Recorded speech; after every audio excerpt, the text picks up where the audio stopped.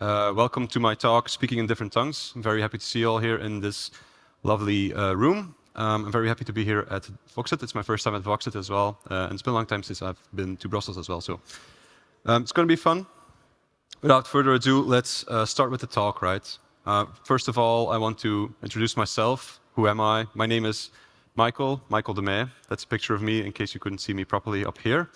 I'm the research manager at Price. That means that I lead and manage a team of software engineers, research engineers that are tasked with innovation, standardization, and developer marketing.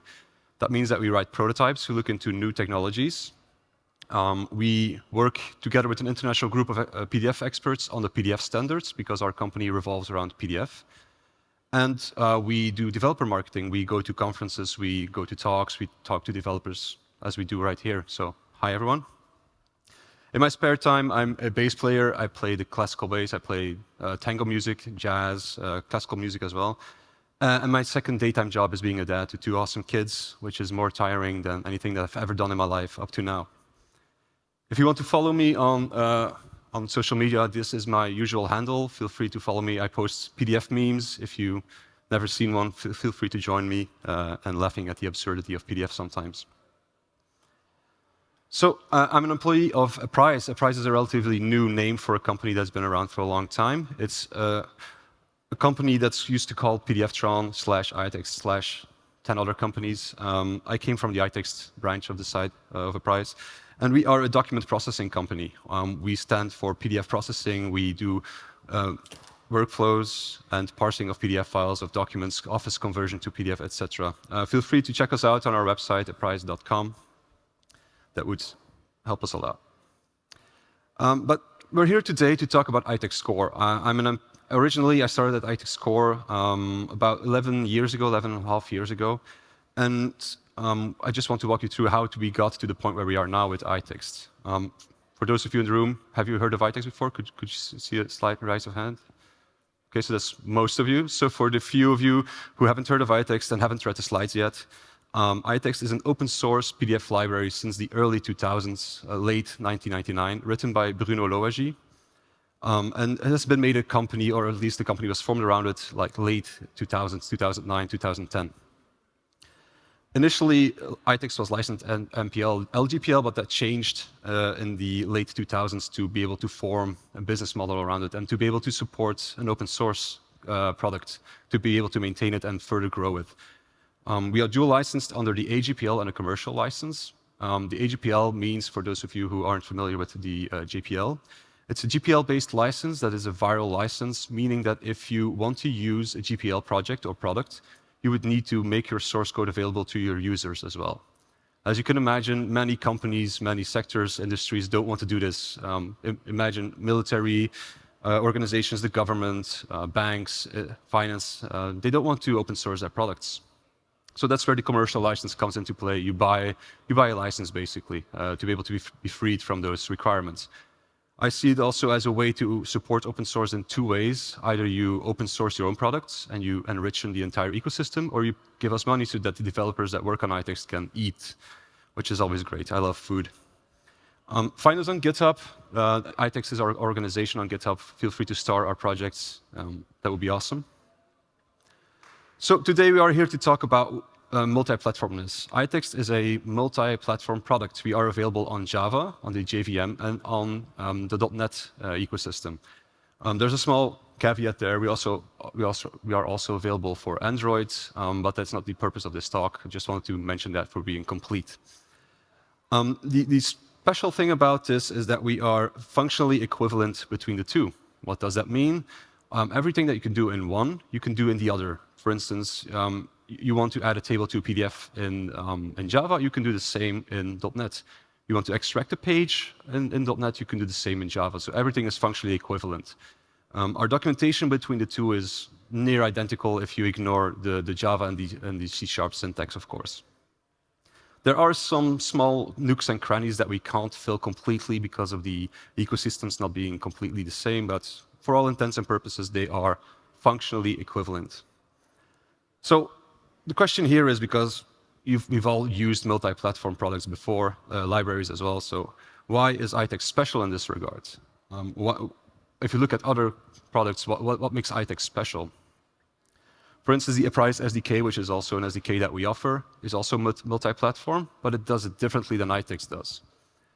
The Price SDK is a C or a C++ library that has been written once, and then bindings have been written in multiple languages for that. So you basically have a small wrapper around a C project.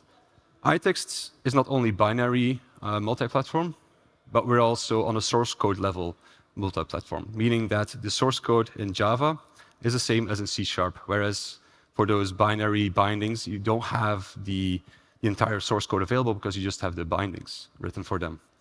So you could go to our GitHub pages and you could just check both projects, and they would be, of course, given syntax limitations, they would be identical.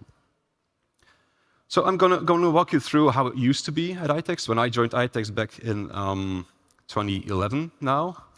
So we're going back to the old times. We're a Java project, we are a C# project, but we always started with writing the Java code first. You have your bug fixes, your feature requests, your improvements, and we started with writing them in Java. You test them, you write your tests, you build it, and you go through that cycle. We all know that cycle, right? And up until release. And on release time, we'll be done with a Java release. So at this point, I have not mentioned C# anywhere as of yet. That's because as soon as the Java release was done, we would do the entire process again, but for C#. We would assign somebody.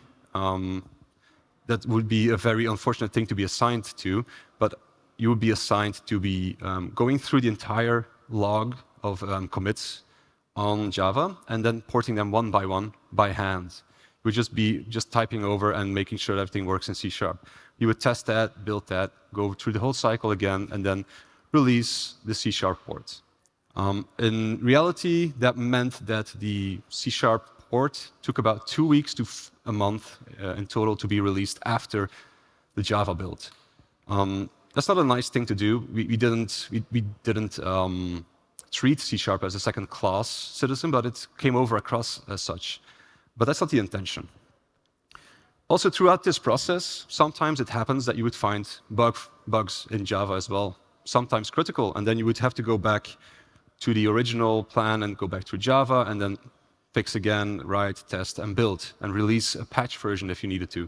So all in all, it would happen sometimes that the release at Itex, like 5.12, 5.13, I'm speaking a long time ago, right?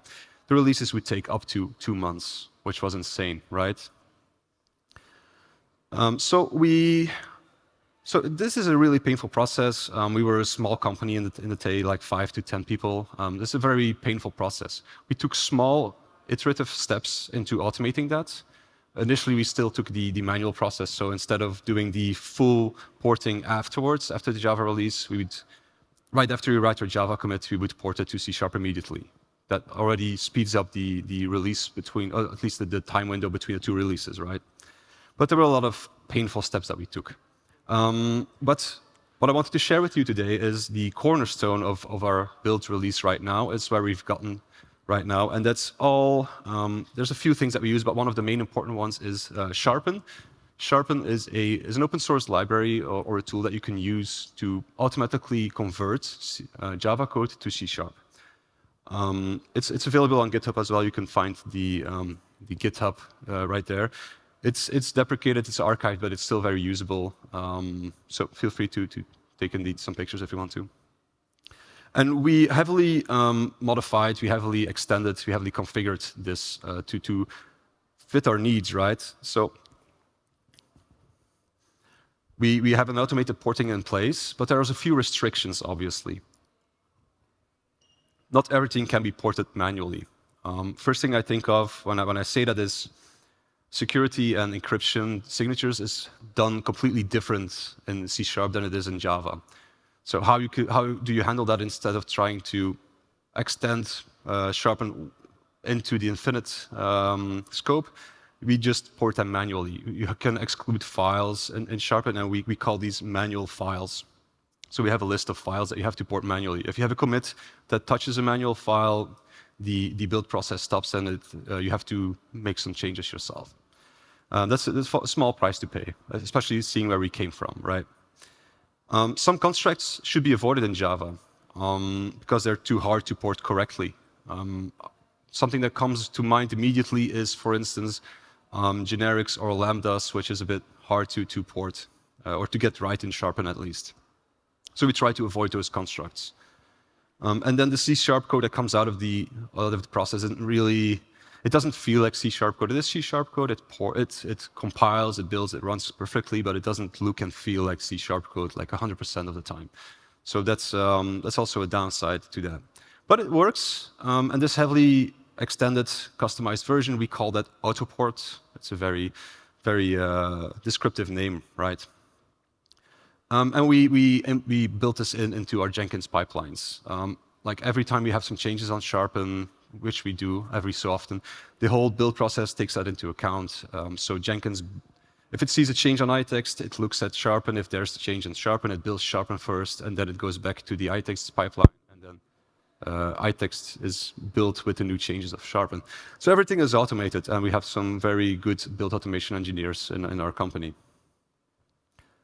So how does this fit into our build strategy for Itex in general? So as you should, we disallow direct changes on develop and on the main branch. You shouldn't be able to push your changes, your commits to these two branches or whatever you use that's equivalent to these.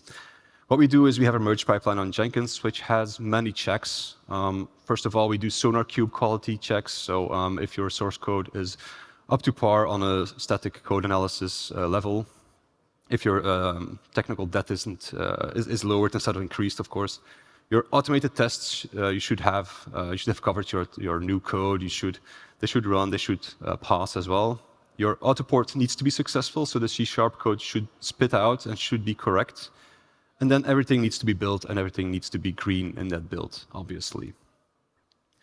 And then if that's all done, then looks good to me. I always thought LGTM meant let's get this merged, but it means looks good to me. But so yeah, so that's in a nutshell the entire pipeline there. There's more stuff that we do, but that's in a nutshell what we do there.